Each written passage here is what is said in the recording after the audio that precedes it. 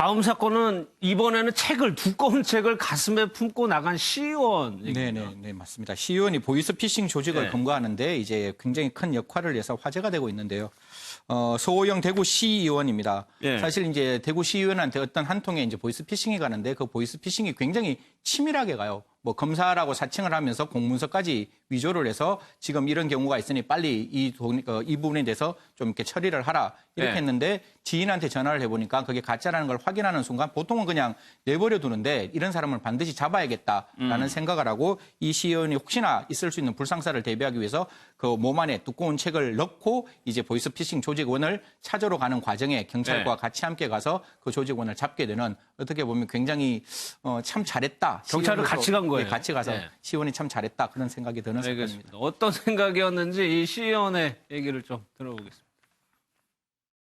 그 녹취 수사를 진행하니까 직업이 뭐냐 이렇게 하면서 이제 제 신분을 알게 되니까 자기들 또 검사가 전화하다가 또 제 신분을 듣고 또 부장 검사를 하면 바꿔주면서 의원님이니까 최대한 조사를 간단히 하고 빨리 끝내러 가겠다 협조해달라 하면 또 이야기를 하더라고요. 시간이 흐를수록 의심이 가가지고 통화를 하면서 대구 검찰청 직원이 제 후배한테 이거 문서를 보냈어요. 야, 이거 확인 한번 해주라. 그러니까 그 후배가 답변 이거 가짜입니다. 그래서 전화번호를 보내니까 그건 중국서 전화하고 있는 거다. 문서를 보내주니까 좀 믿음이 갔고 저도 이제 속아 넘어간 그런 거니까 다른 피해자가 생길 수 있겠다. 그래서 이걸 막아야 되겠다. 그래서 이제 잡아야 되겠다 생각을 하게 된 거죠.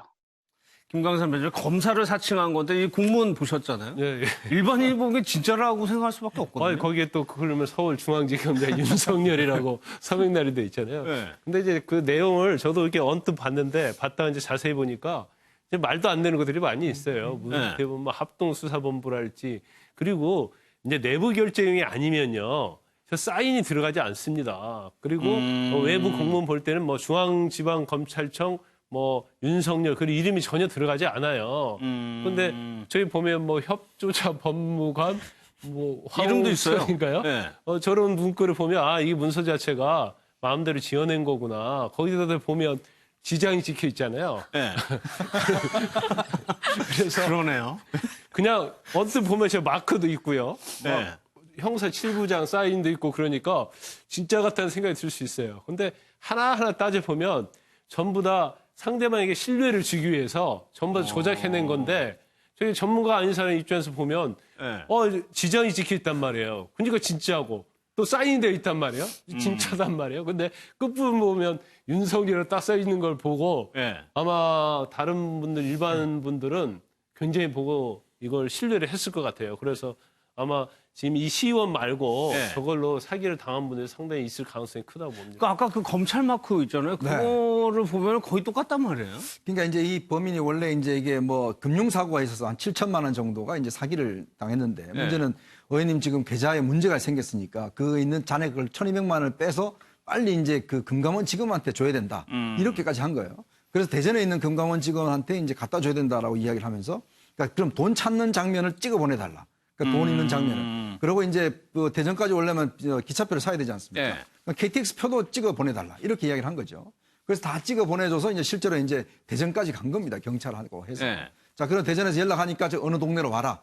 라고 해서 이제 갈 때 이제 아마 본인이 이제 그날 뭐 이렇게 찜찜했던 모양이에요. 혹시나 이제 뭐 큰일이 있을 수 있으니까 몸에다가 이제 책을 넣어서 혹시나 이제 칼 같은 걸로 이제 찔릴까 싶어서 그걸 하고 또 이제 돈 봉투를 만들어야 되지 않습니까? 그러니까 거기다가 이제 책을 넣어서 돈 봉투처럼 만들어서 이제 가져갔던 거예요. 그러니까 그래서 사실은 이제 보이스피싱 범인을 잡을 수 있었던 것인데 최근에 보면 이 보이스피싱 범인 그 범죄가 굉장히 정교해졌습니다. 그러네요. 아까 말씀하셨듯이 그렇게 문서라든지 내용이라든지 뭐 금감원 뭐 등등 뭐 공정거래위원회 뭐 등등 해서 굉장히 모르는 분들이 들으면 혹할 정도로 사실 아는 사람도 속아요. 그러니까 그만큼 이제 정교하게 옛날 같이 그냥 뭐 이 예를 들어서 뭐 조선족 말 쓴다든지 이런 거는 요즘은 보이스피싱이 거의 없고 실제로 이렇게 굉장히 정교하게 해서 하는 것들이 많기 때문에 반드시 확인이 필요하다. 절대 검찰에서는요 저렇게 문서로 해서 저렇게 하지는 않습니다. 알겠습니다. 보이스피싱에서 딱 한 가지만 기억하시면 됩니다. 그러니까 앞에 아무리 정교하고 아무리 그게 똑바르더라도 결코 돈을 찾아서 얻으러 오라. 돈을 송금하라. 이런 내용은 절대로 없기 때문에 돈을 찾아라는 단어가 나오면 이건 100% 보이스피싱이다. 그래 다시 한번 경계하시고 생각하시고 판단하셔서 일을 처리하시는 게 필요하다고 생각합니다. 이분이 이제 두꺼운 책을 가슴에 품고 나갔었죠. 그게 이유가 있었답니다. 얘기를 좀 들어보겠습니다. 그때 집사람이 그 전날 이제 꿈 이야기를 하더라고요. 여보, 내가 꿈을 꿨는데 굉장히 불안한 꿈이다. 각별히 조심하라고 그런 이야기를 하더라고요. 기차간에 안내 책자가 있는 걸 보호를 좀 한다 생각해서 뱃속에 넣었고, 봉투에 책을 여가지고 돈 봉투를 들고 있는 그런 걸 이제 했죠.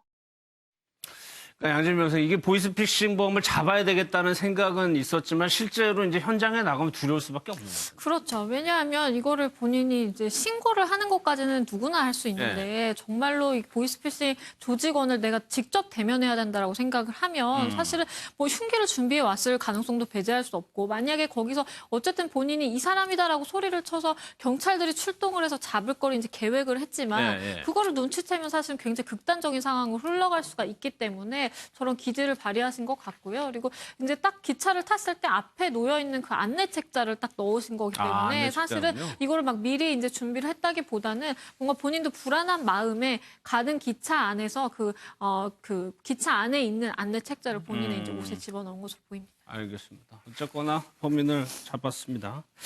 미국에서요, 한인 여성이 10살 아들과 살해돼서 벌어진 장기 미제 사건이 있었는데 21년 만에요, 해결이 됐다고 합니다. 신재우 기자의 리포트입니다.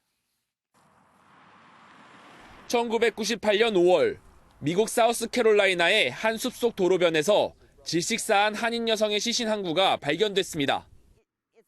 그리고 4개월 뒤 320km 떨어진 곳에선 호흡 부족으로 사망한 10살 소년의 시신도 발견됐습니다. 당시 경찰은 두 사람의 정확한 신원이 파악되지 않아 범인 검거에는 실패했습니다. 하지만 끈질긴 추적 수사로 무려 21년 만에 진실이 드러났습니다.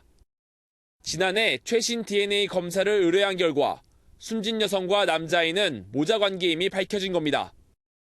경찰은 무장강도죄로 교도소에서 복역 중인 백인 남편을 추궁했고 결국 범행 사실을 자백받았습니다. I was always confident that this would ultimately be solved, and I assumed it would be through DNA. I feel very fortunate to have still been here and be part of that.